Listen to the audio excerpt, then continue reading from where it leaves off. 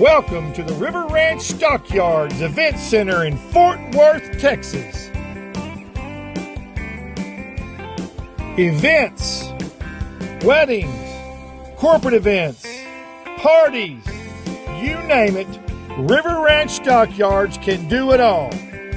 Check them out, riverranchstockyards.com.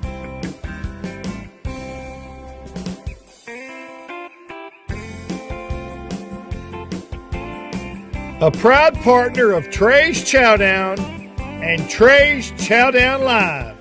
Hope to see you at the table soon. Adios.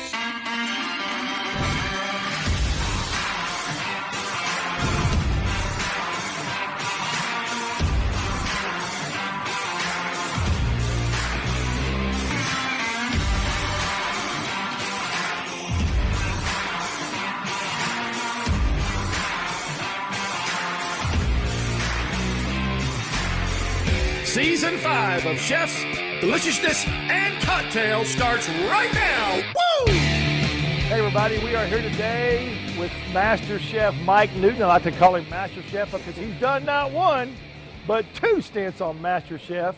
Mike, I'm glad to have you here today, brother. Thank you for having me, my friend. And thanks for coming. It's good seeing you. So what's the process for being on Master Chef? I know you have a restaurant here, but what was the process of being on Master? Did they call you or you call them? Well, the first time they called me because I tried out for another show on NBC. Didn't get there, but the casting director remembered and thought I'd be great to do it. So they called me, and actually, I was in the hospital right after my first stroke. And so they called me and said, listen, I just had a stroke. And Carrie Mott goes, that's okay, it's in April, we'll see you in April. So I went, and then they wanted me to try out, and I went to Dallas to the Marriott. That day I showed up, I think they did 5,000 people that weekend to try out. Wow. And we had just got into the ranch, and so I came over there, it was a rainy, nasty day. I didn't even change clothes, I had a hoodie on, boots and jeans, and walked in there, I go, what am I doing? I mean, why am I even bothering? Yeah. They gobbled me up, and the next thing you know, I'm in a room with 50 people, and they liked me and went through the process, which it's pretty extensive, I mean, they make you do background checks, make you do a health tech, a urine test, all that stuff. It's the only time I passed 4 tests in my life. That's good. So let me ask you, so after you went to Master Chef the first time, but then you started your restaurant, in between the first time, second time you started the restaurant. Right. And now you have the restaurant, Newton's. I have Newton's Cellar. Newton's Cellar. Well, it was Newton's. It's Newton's Saddle Rack now. Newton's Saddle Rack now, and then you have the bar to go with it. Right. It's bar and the restaurant now, Okay, too. bar and restaurant combined. Right. So tell us about that. That is in Stephenville. It's in downtown Stephenville. We're right off the square. If you're familiar with Stephenville, we're 2 doors down from Greer's, next to Floor Shop. Yes, sir. We're on College, 216 West College. And, you enter through the bar, of course. You got to go through the watering hole. Enter through the bar. Nothing wrong with that. Yeah, no, you go through the bar. And I think for us, I don't know if we'd still be in business if we didn't have the bar. It took us a while. We didn't have a liquor license when we started, and we're a private club. We're moving to a liquor license now. And so it's been an experience, especially starting in the middle of COVID.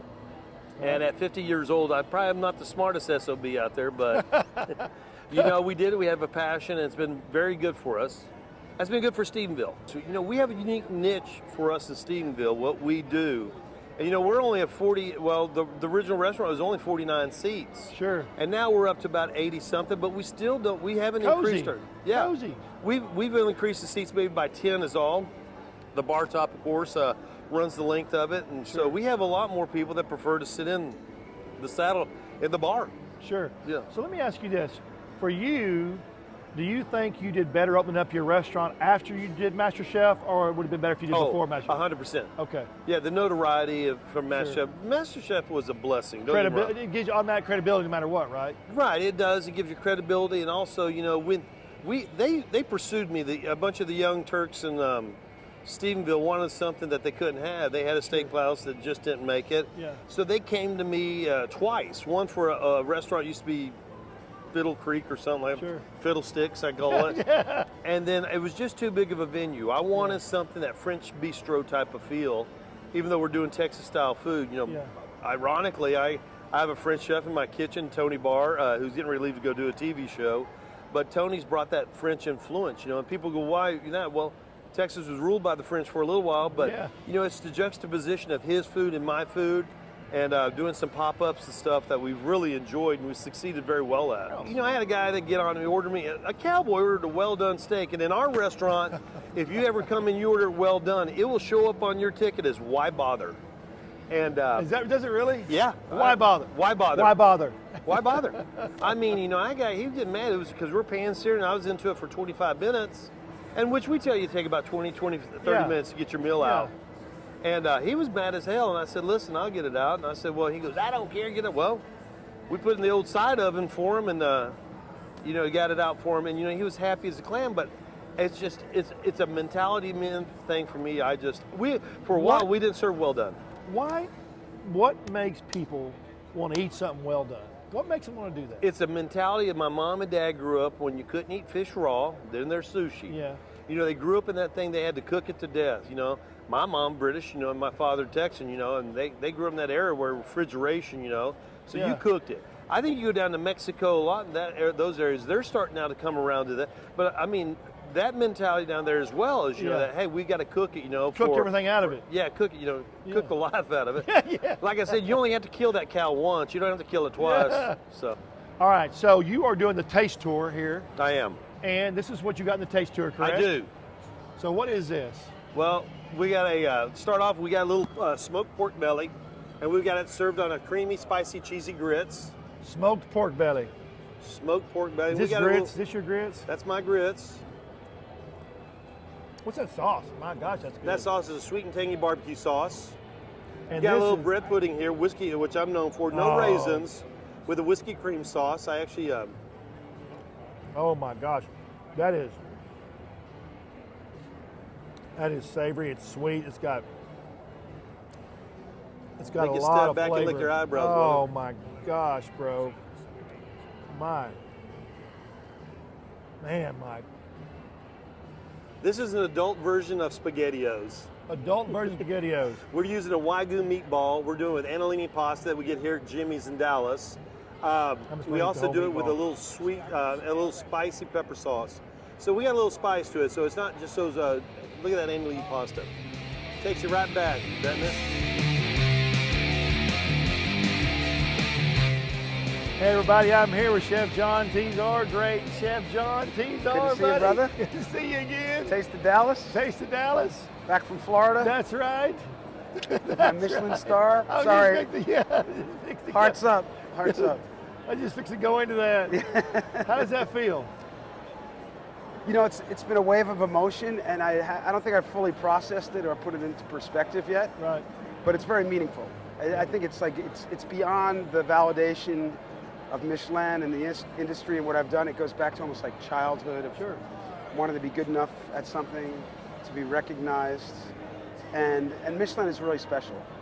I really think a lot of these other awards have gotten diluted, or you know, we use this word inclusion, and I'm not insulting anybody. I want everyone to be included. I've never been anything but that. But giving an award to somebody just because they're something, or because they act a certain way, this is about cooking in restaurants. It's not about solving the world's problems. It's not about putting people in places that they don't belong. And the restaurant business has never been racist or exclusionary. No, you're right. You know, I've been watching you all these years, and you knife Plano, and you travel. You know, this isn't a restaurant that a city you don't live at, that you have to go physically go there all the time. Yes. And the amount of work and the travel that goes into do this. I've watched you. You know, it's phenomenal, man. It's just absolutely phenomenal. It's also a leap of faith, and you have to hire and work with amazing people. Yes. You know, you can't have more than one restaurant. I don't think you could have one restaurant without a great team, right? Right. The chef always gets the credit, but you know, behind it is a whole bunch of people, and we should never forget that ever. You know, I mean, that's what this industry is. It should be like a place of tradition and mentoring and training. And oftentimes now we take the fast track, and it's like, oh, I did TV last week, and now I'm famous. I love Knife and Spoon Orlando, but the views and the ambiance in Dana Point are just off the charts. I know, that's why. I don't know how you leave there. It's been a very challenging reopening or opening, only because of COVID, because of the seasonality of California. We had to wait, the renovation. It took almost 3.5 years from the time I was going to say 3 years about. We signed the contract to the time we're open, and only last week are we really like starting to do opening the books and doing 100 covers, 120 covers. We've opened the patio, stuff like that. So I love it. It's a great opportunity and it's a great venue for me, but it's been rough. Your desserts at Knife and Spoon and at a Reef are incredible. I'm lucky to have amazing pastry chefs. You know, and it's a really dying art in this country because a lot of restaurants, they have bean counters or it's very expensive. Right. You pay high rents, a lot of salary. Desserts don't always return the money that you're paying a pastry department to function. Sure. So you have to figure that out economically. And the best way to do it is to be involved with a hotel who they can do other things for the hotel, or there's enough money in business in that hotel to support a real pastry chef. And Eric here in Dallas is amazing. Dave Collier, my original pastry chef from the Mansion and Spoon, introduced me to him. He's been with us now for over 5 or 6 years. And in California, he started the program, and I found a really great young lady there who had owned her own bakery, and we made her a pastry chef at the hotel. So Eric still gets involved, but she makes her own desserts. And in Knife and Spoon, we have a world-class pastry department. They're all from Paris. They all bake their own bread. The desserts are 3-star Michelin, not 1-star Michelin. I didn't want to eat it. It was so pretty. I didn't want it. I had a thing with a gold leaf or something. I didn't want to eat it. It's just very lucky to have that built into the program. It's a weight off my back, and we're very fortunate. And those guys are a large part of all of this. The thing about your restaurants is what I love is that it is a very well-rounded meal. So you don't get just a good appetizer or a good, you get the whole meal, appetizer, entree, dessert, and it's all absolutely fabulous. Oh, thank you. You know, but that's the way I worked. It's like, it's a complete experience. Life is not just one thing on your menu. Right. Like those restaurants that Guy Fieri goes to, they're famous for like one thing. Right. Their meatballs, their sandwich, Right, their right. barbecue, like whatever it is. Right. We don't have that privilege. We have to be pretty good at everything. Everything. And you have to kind of stay relevant, like we talked about, not only the region, but know your clientele. I don't really sell out to trends. Right. But you have to also take those Pay into attention, consideration because that's what people are looking for in restaurants. So have you noticed it, just now that you have all the restaurants open, have you noticed one style of steak, one cut of steak, it's the same that sells the most at all the restaurants, or is it just vary, depending on geographical? Filet and ribeye. It's America. Always still. Filet and ribeye. Yeah. I try to sell sirloins. They like them, and we have a great sirloin. Yeah. I think the 44 Farm sirloin. I tried it I think I tried it in Dana Point. At 90 days is probably one of the best cuts of meat I've ever had because it has a silky texture and it doesn't have all of that fat that a ribeye does. Right. And then the tenderloin is great, but it's kind of flavorless to me. I mean, 44 Farms has a great texture and a great flavor. There's a couple of them. Heart Brand, even Allen Brothers makes a great filet. But that's a very lean, very unflavorful, more of a texture in your mouth. Yes, sir. So you develop that crust, you get the salt and pepper, but inside it's really just like flesh. You know, it's like pure protein. Now I'm going to switch gears here because I saw it and I hadn't had time to ask you about it. You're going to be doing your own caviar? Is that what I saw or read? I make caviar with Michael Passmore. Right. So years ago, a group of us, Michael asked us to go to Slog House, Sacramento, where he lives in California. Right. It's about 2 hours out of San Francisco. I want to go so bad I hadn't been yet. You got to go. Yeah. And originally Michael raised his own sturgeon. Right. But sturgeon takes about 10 years before you can harvest caviar for it. Sure. So he still does carp and sturgeon and other products. And we buy the skin and we buy the sturgeons. But he buys some eggs now from different places. Okay, I know that, yeah. Yeah. So caviar is really just harvesting eggs, cleaning them, drying them, salting them, and curing them. The right way. The right way. Yeah. So through Michael's lessons and my experience as a chef and working with Chris Costco, Matt Accarino, Rick Moonen, we even brought Josh Ozerski there before he passed away. We just had all of this think tank about caviar and how to make it better. And after all these years, Michael Passmore has really developed it. But we did it together, so now he lets me label under my own brand. And you can buy that from Passmore, or you can get it at Dana Point, or you can get it at Knife and Spoon, or and Knife here in Dallas very soon. Okay, have you stopped, me as an outsider, No. have you stopped thinking about all the restaurants, your own steaks, caviar, where does it end? John, where does it end? Oh, it's it's not ending. It's just, we're putting a punctuation mark, and, Okay. and we have enough. Okay. You know, I learned never to be a pig, you know what I mean? Yeah. The opportunities are great, and some of them might not last forever, you know, I mean, it's just the way things work in the hotel business. So I'm always developing new projects. Yeah, but if you're in a hotel and they do the hotel, you can just rebrand and change the restaurant, can't you? But you have to continue to make money. You have to continue to be relevant. Yeah, okay. So there's all that politics, and sometimes different owners want different things. So I don't take that into consideration. I mean, I take that into consideration, but we're really killing it right now. We're making these guys money, so they love us. Yeah. Like I just renewed You're Dallas. right, that can change. Yeah. I renewed Dallas. We'll be in Florida for another 10 years. Dana Point, I upped the contract from 3 to 5 years. So people are starting to believe in the knife and the John Tesar brand, and it's becoming more solid and more appreciated. So that article I wrote, I boosted that article in LA and San Francisco and everything, and it's had over 100,000 views. So I know, awesome. I know people are interested out there, and I'm a guy writing from Texas, so we're really lucky. People are really flipping out over Knife and Spoon. I mean, Knife and Spoon, and now Outer Reef. Yeah, the Outer Reef. I just couldn't get over the atmosphere. Oh, you know what I was thinking when I was there, because I used to be in the restaurant business. I was sitting out there with Jana going, you're never going to turn these tables. They're going to sit here, they're going to get their meal, they're not going to leave, because the atmosphere is, when I say perfect, it's absolutely perfect. Oh, on certain nights, you couldn't find a more beautiful spot in the world. Oh, you couldn't. Unless you were sitting on a beach in the Caribbean, but it'd probably be too hot. Yeah. So you get that California ocean breeze. Yeah, the coolness of It's 70 degrees. Yeah. The sun doesn't set till 9:30 this time of year. Yeah. And you just watch the boats, you watch the surfers at Doheny Beach, you watch the boats come into the harbor, and then eventually you watch the sun set over the Pacific Ocean. And those trees, you got trees out there, so it goes right down between the trees. Yeah, we have like a little, what do you call it? It's like a pine barren. Yeah. That's really cool. It is. That part of the country. No, it's a beautiful, I'm so lucky that all of these properties are really, really beautiful. I'm so happy to have you, John. I really appreciate Thank you, buddy. Again, man. I love you too. Thank you so much, man. Thanks for all you do for us. Yes, sir. And thank you, Michelin.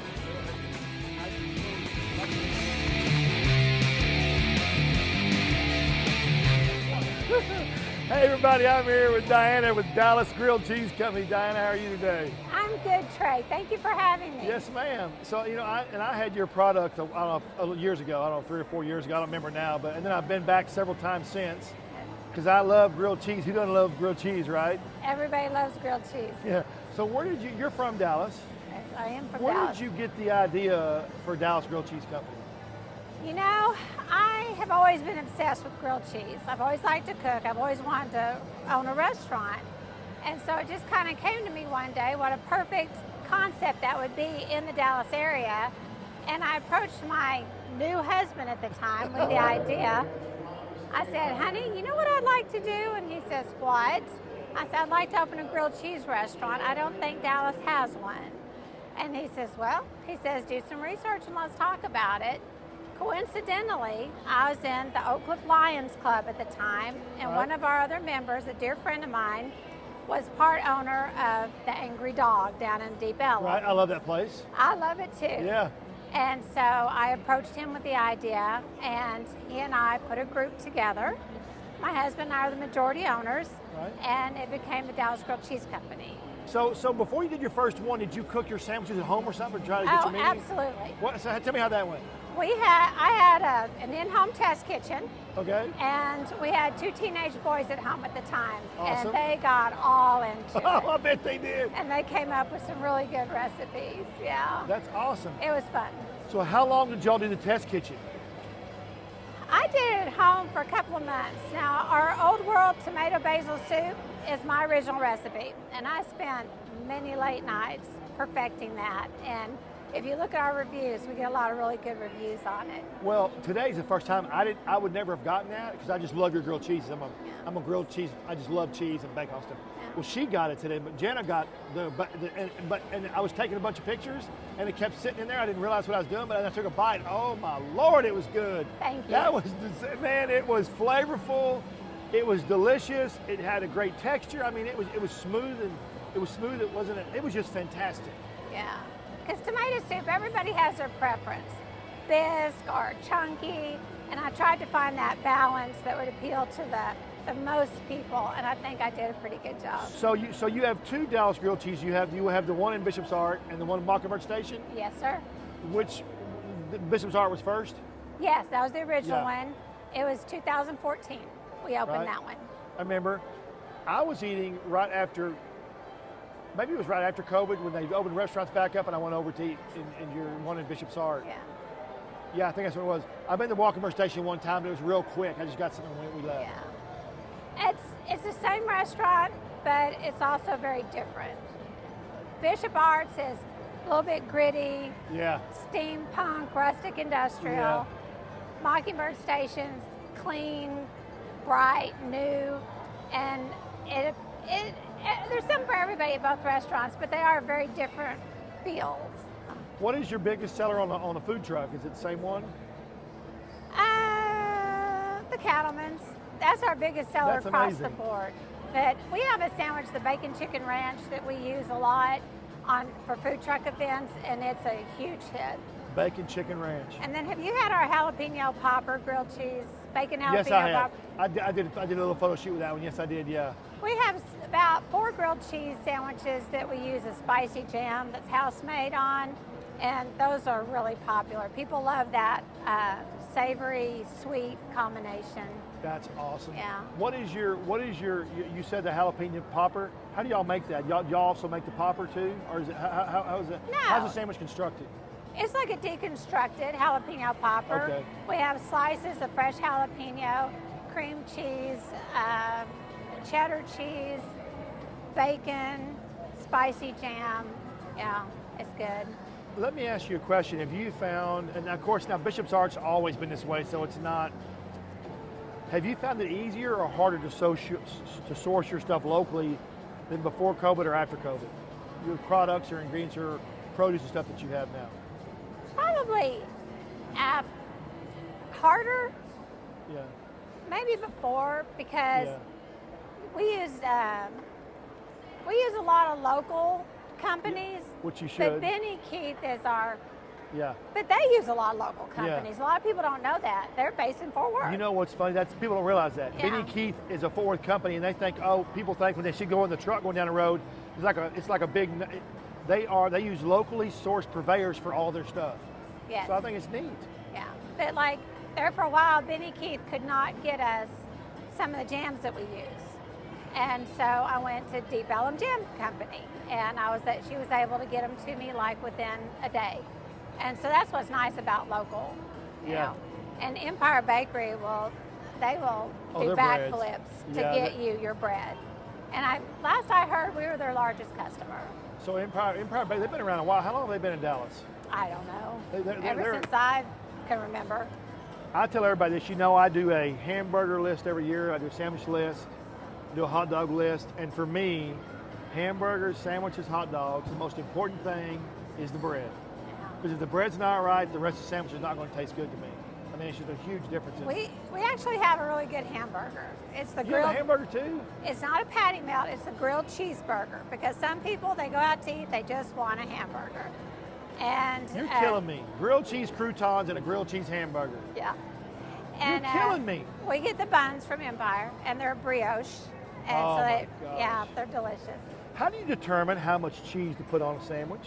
Is it just by feel and by y'all, or is it something customers, if you've noticed customers over the years? They or want what? a lot of cheese. We Yeah, put yeah, a lot you of cheese on our sandwiches. And some people get confused. They'll order like the Cattleman's, thinking it's going to be a barbecue sandwich. No, it's a grilled cheese sandwich. Yeah. It's got 3 different kinds of cheese and a lot of it, with a little bit of smoked brisket. But I think it's perfect. Milkshake. Grilled cheeses, salads, soups, milkshakes, bread pudding. Would you call it not a patty melt, a hamburger? Oh yeah, grilled cheese Grilled cheese hamburger, cheeseburger. grilled cheeseburger. What else on the menu I don't know about? The bruschetta bites, Bruschetta buns. beef. Oh, The that's tomato fell off. okay. They look really good though. They look good. People love these. It's little crisp bread rounds with fresh mozzarella, basil, cherry tomato, with balsamic glaze and a sprinkling of salt and pepper. I love balsamic glaze. It's just delicious. Yes. I think you could actually put that balsamic glaze in the middle of a real grilled cheese and it'd be delicious as Yeah, anything. absolutely. So you've got the 2 restaurants, your 2 food trucks. How does somebody, if they want to book the food trucks, how do they do that? You can go to our website. Website. And there's a place where you can book the truck, or you can just you can email truck@dallasgrilledcheese.co. DallasGrilledCheese.co. Yes. So everything's on your website. Yes. So what's next for y'all? Probably Frisco. Frisco? Yes. Another brick and mortar place? Yes, yes, definitely.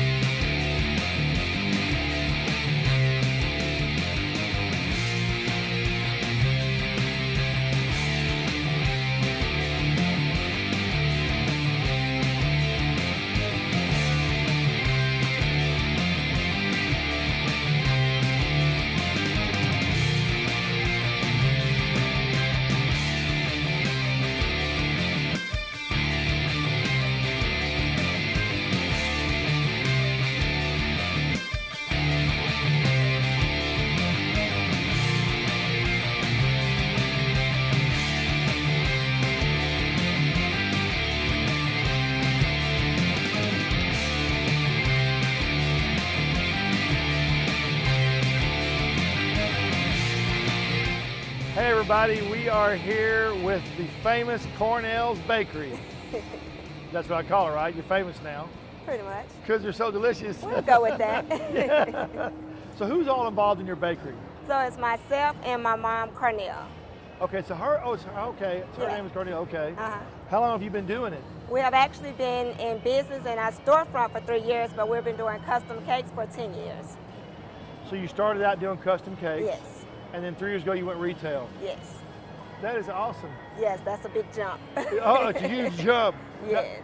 But if you're going to be successful, you've got to make a jump, right? Of course. That's right. Yeah. So how did you get started in the custom? Is it your mom's recipes?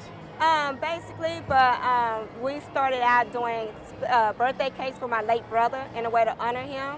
And so it kind of just grew from that. Just a simple cake into these glamorous cakes that we do today. That's a great story. Yeah. What happened to your brother? My brother, oh, he was murdered, actually. Oh, man. Yeah. And so you started out to honor him, and it blew up from and there. it just blew up from there, yeah. Sometimes good things come out of bad situations. Yeah, sometimes pain equals purpose. Yeah. So y'all started doing cakes 10 years ago. Yeah. Did you start with just like one or two, or how'd you do it? No, it was just one basic cake. It wasn't nothing special, and then our friends and family, I guess they felt like, hey, let us try you out. And they gave us a chance, and so we grew, and our skills grew, and so we became Carnell's Cakery. And so what made you make the leap from cakes to, from just doing that to a retail store? Well, I really wasn't considering it all, but our cakes were really good. So once you get in a bakery, you have to have products. So I'm like, well, let's try cookies, let's try cakes, let's try cheesecakes. And so everything that we do pretty much is a success. So we just roll with it. And how is the storefront doing? Well, I guess. It's doing well, yeah. Have you been on any kind of show yet? On any kind No, this will be the first. Okay, awesome. So when I tried your stuff the other day, of course today at lunch, they're flavor bombs. How do you make them so flavorful? You know, it's just an idea I have. If I think that the flavors go together, we try it, and it usually works. And then from the customer's experience, we say, yeah, it's a thumbs up. And so your mom, when I had was it today at lunch when she said it was a cheesecake? The strawberry crumble cheesecake, and then we had a strawberry crumble cupcake. It's just, I think you tried the cheesecake. She told me to try it. I want to walk by. It's absolutely awesome. Yeah. So what's the process? How long does it take y'all? Are y'all baking now all at your commercial spot? Yes. Okay. How long does it take you start to finish? Do y'all have to you bake every day, obviously? Yes, every day. Because we run out every day. So usually for cheesecakes, we bake whole cheesecakes. We sell it by the slice. It can take like 45 to 55 minutes to bake, and then we let them sit overnight, and then the following day we slice them to serve. So it's a few hours for the process together.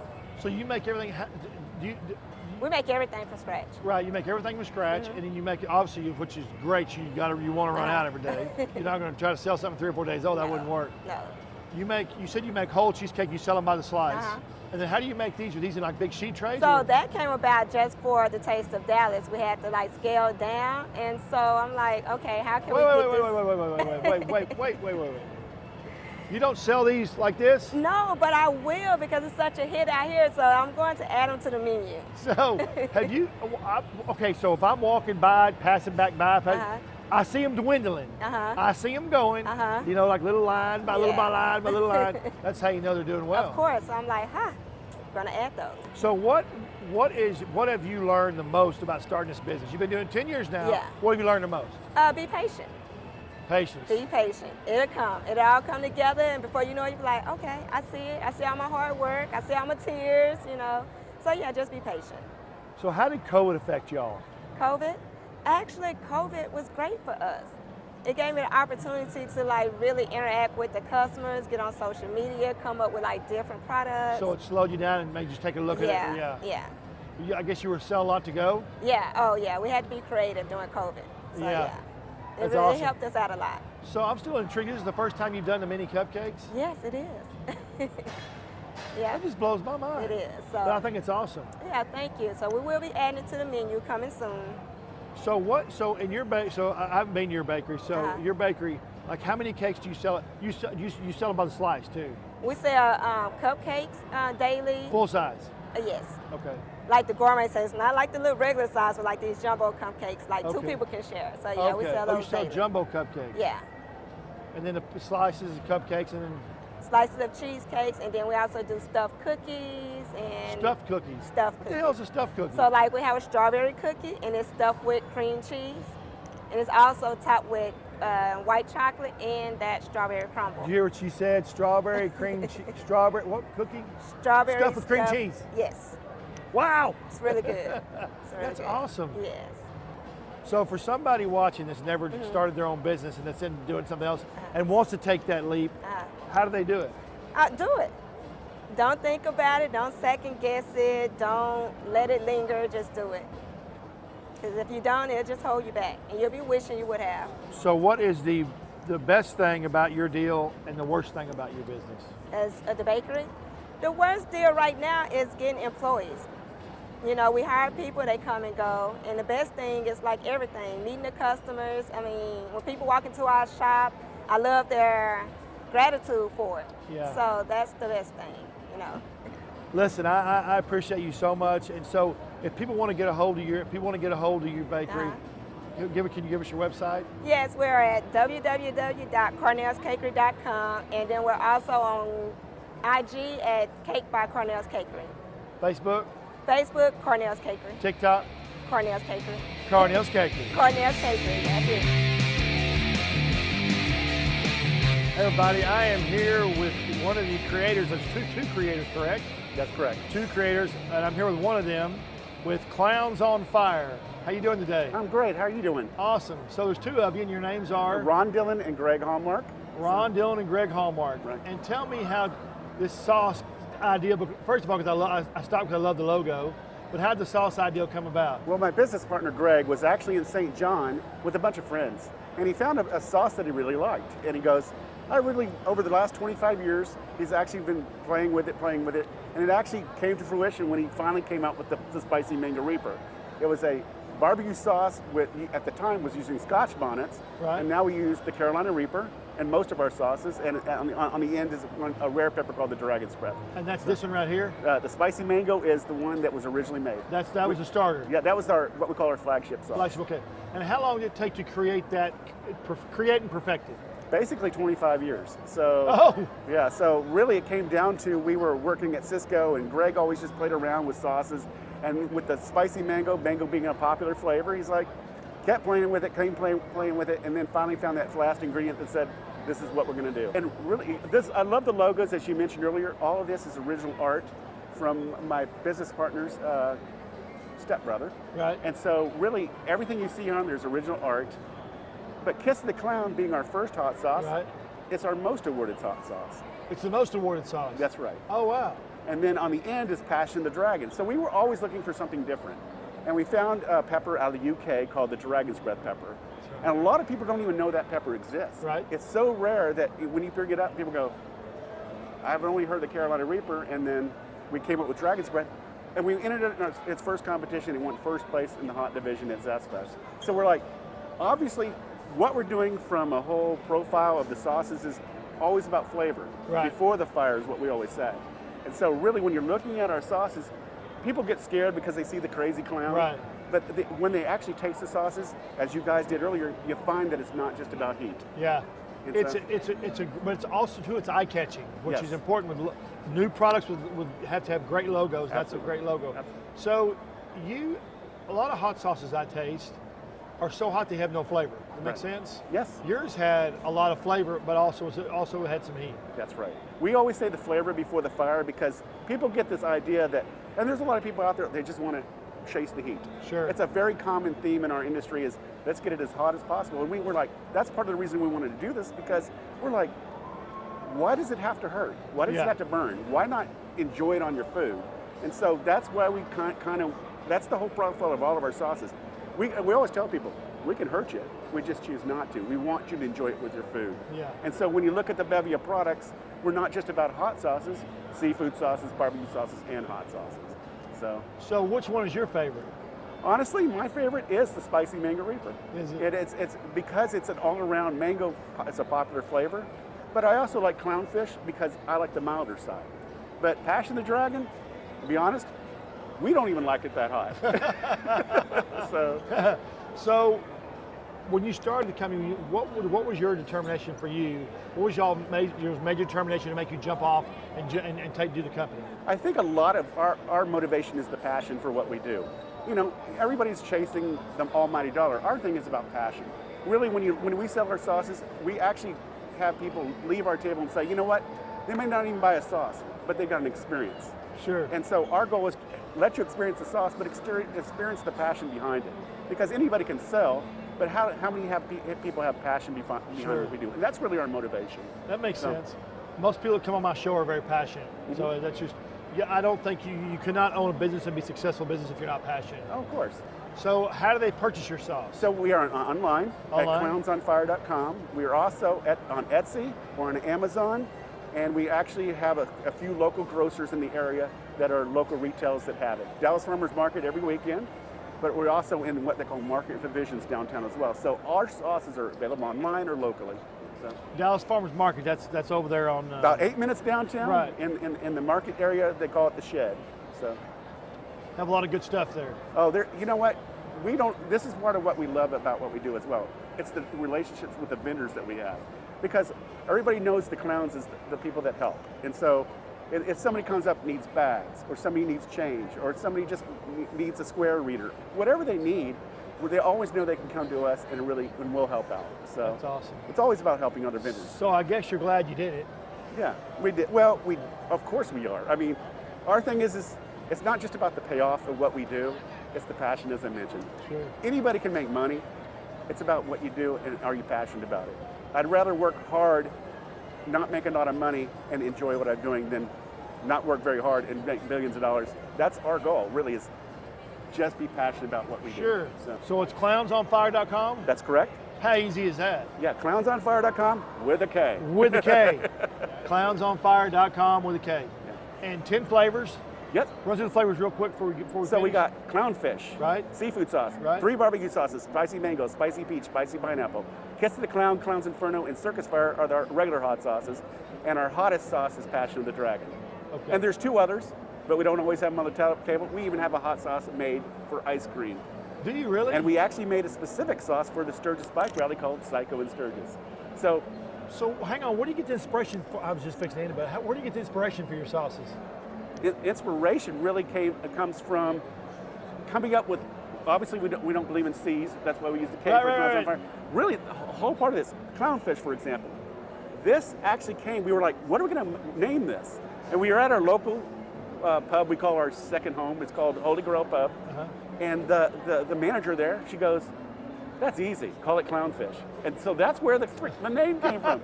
And because we took, part of naming the sauce is really the hardest part. It's got to be tantalizing to people. Yes. It's got to drag them in. It's got to drag them. Like the logos are one thing, the sauce is another, but the naming is a big deal. So, yeah. I say it's got to reach in, scoop out, drag it, because it's not going to try it, especially with all the sauces there are today. How you doing today, man?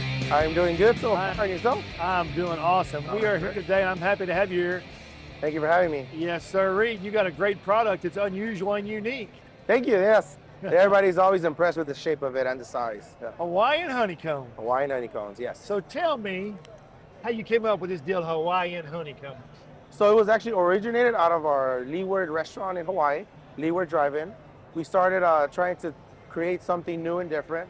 We wanted to use our Hokkaido cream, So we started to just experiment, and then we wanted to hold ice cream within the cone, so we didn't want it to drip. We knew in hot weather it would drip, so it started to drip inward. This was the perfect shape, and then we just experimented and we came down with our perfect mix.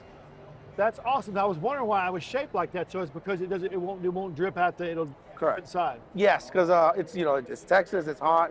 We're from California as well. It's a little hot out there, so that was just the best way to hold it in. And y'all actually have you developed the cone as well. Yes, so our cone, our mix, it's all made by us in Hawaii. We have to ship it wherever we go. We get to travel, we have to ship it in special ways, get it here, and we store it, and then we make it on site, ready to go. So how do you ship it without it breaking? Do they stack? They can't stack. So it is a cone. It is fragile. We do lose some product in the transit, but we prepare for that. But it's usually just we just got to deal with it. Luckily, we send more than what we need, so we're always covered. So you got to figure it out, though. We do, You yeah. got to figure it out. So tell me how you developed the ice cream, because the ice cream is it's savory, but it's smooth, and it's just the texture of it is just really silky. How'd you do that? So it is a proprietary mix. So we do have special ingredients that we add to it. We also, instead of it being a generic water-based ice cream, we wanted it to be a cream-based. So the cream is what makes our mix creamier. You saw it's thicker. And then our ice cream machines are custom built for us.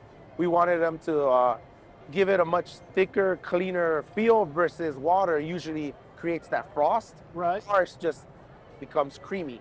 Then we just made our machines freeze it a little, just right. That's what keeps it very firm and silky, smooth texture. Smooth texture, yes. So tell me, you said one more time. You said most people use water. Yes. So most water. places, McDonald's, everybody uses water based, and that's what keeps the cost low, of course. And that's what also generates a little frost type. Yes. So they use depending on their machines. That's what makes the longer you leave it, the frostier it gets. Then you start to get that water taste. Then that pulls away from the vanilla. We did not want that. So we used the cream that makes removes the water. Then that, even though you continue to freeze it throughout the whole day, it still holds its texture. Okay. How did you come up with that? How did you decide to come up with that concept? So it is inspired by Hokkaido, Japan. That's where we wanted to inspire the flavor. You're not able to export Hokkaido flavor. So this was our interpretation of the closest thing we can get to the original flavor, which they value themselves on premium ice cream, more fat content, of course. We just wanted it to get close to that and offer that to everyone around us. Well, more fat content's always good. More fat in beef is good. Oh, yeah. Of course. Now we got more fat in ice cream. Yes. So just like Haagen-Dazs ice cream, many ice creams, their flavor comes from fat. We didn't want to just add fat. We wanted to just make it creamier with other kinds of ingredients out there to keep it gluten-free, keep it organic. And it wasn't just all about add sugar, add fat, and we're done. No, we experimented for about a good 6-7 months of just ice cream tasting to try to see what's out there and who we're competing against. And then we just took the best ideas of everybody, put it into a lab. The lab did all the work for us, gave us our own proprietary mix, and now that's what we carry, which we offer within our booths. And maybe in the future, we're going to prepackage it ourselves and sell it to someone that's available. When you say we're in a lab working, we were. Get these guys these little Poindexter glasses on, in there. Like, it was in the lab. We were there with coats. We were testing, add this, add that, remove this, remove that. We would take a sip. We had to actually stop taking so much ice cream intake, go outside, get some salt chips, get something to change our flavor. It all blends together. Reset our palate, and we would start over again. And we finally came down to that perfect mix. But then we had to fix our cone as well. So then we experimented on the cone to mix and match with our mix. So they would pair together. Correct, not so sweet. when you tasted it that first time, that particular the new mix that they generated, did you say that's it? No. So right when we started it, we liked it, but we just thought it was too sugary. It was too sweet because they were used to just add more sugar, make it this. We didn't want that. We wanted a Hawaiian sugar style. We wanted it to be authentic, not just pour more sugar into it. So we started removing the sugar, try to find that perfect balance, and then sweeten our cone. So when they make that connection, it's a perfect amount of sweetness, but not overly whelmingly sweet. That's the American way. More sugar, more salt. More Correct. sugar, more salt. More sugar, more salt. And I don't complain. I mean, You know why? tastes great, yeah. But we A didn't. cheap way to solve a problem. We're not a cheap product. Yes, we're No, you're not. premium standard. You're a good yes. product. Very good product. Yes. That's the problem with America. The big companies, a lot of the big companies want to use additives that are cheap correct. to achieve a flavor profile. Yes. To sell a product, and they get people hooked in that product, and people don't realize really what they're eating. Correct. So everywhere we go, we evaluate our prices. We look. Generally, most of the time, we're not the most expensive. We're not the craziest ones. But yes, we're on the premium side. But I always tell people, my favorite quote, I tell them, hey, look, you get what you pay for. Right. You want premium good ice cream, you're gonna pay a little bit more, but you know what? You're gonna remember our flavor. You're gonna go back and look at every other ice cream, not the same. Yeah. You want a car with only 3 wheels? You know, what do you want? You know? Hey, I tell you want a Honda, you want a Mercedes. Hey, Yeah. you know what? You're free to choose whatever you want. Yeah. And I'm excited. Oh, here it is right here. Here it is right here. There it is right there. Yes, sir. Man, I got to. There it is. Look there at it this. is. Look at this bad boy. So it's filled all the way through, literally. The Hawaiian You Honey can Cone. feel the weight. Some might say cone, but it's Hawaiian Honey Cone. Hawaiian honey cone, yes. So, you know, you can look kind of provocative eating that. Well, you know, it's all in your own perspective. But we definitely get a lot of attention when walking down the aisles, customers. It sells itself.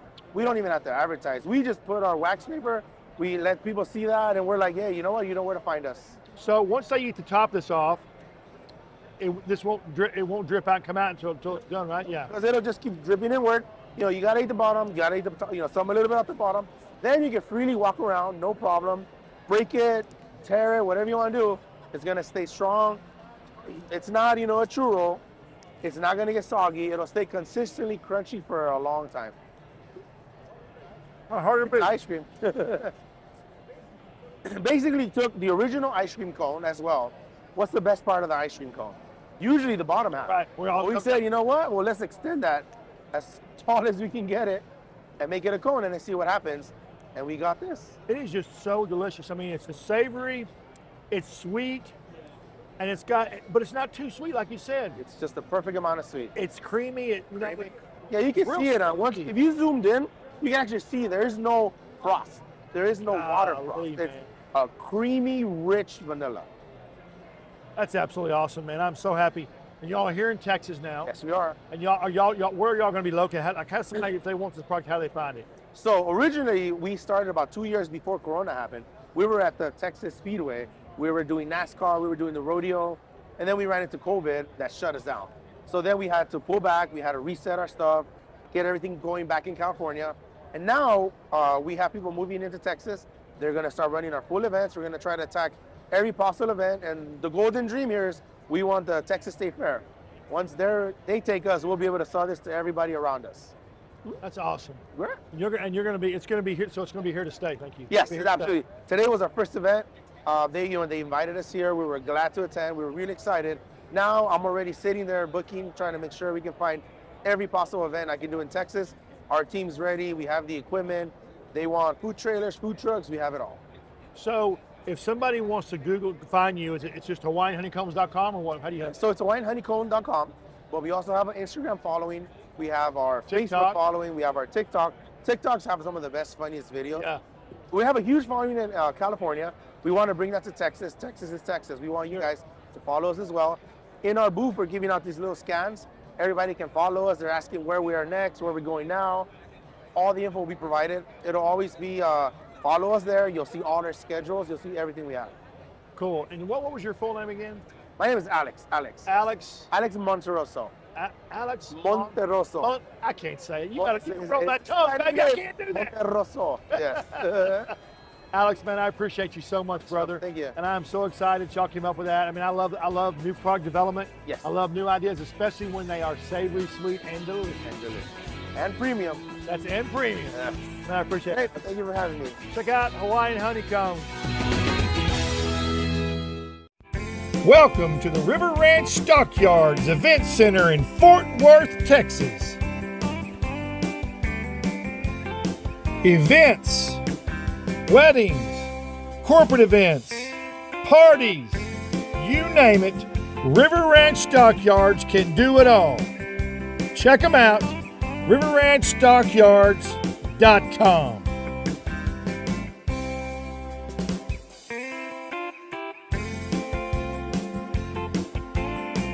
A proud partner of Trey's Chowdown and Trey's Chowdown Live.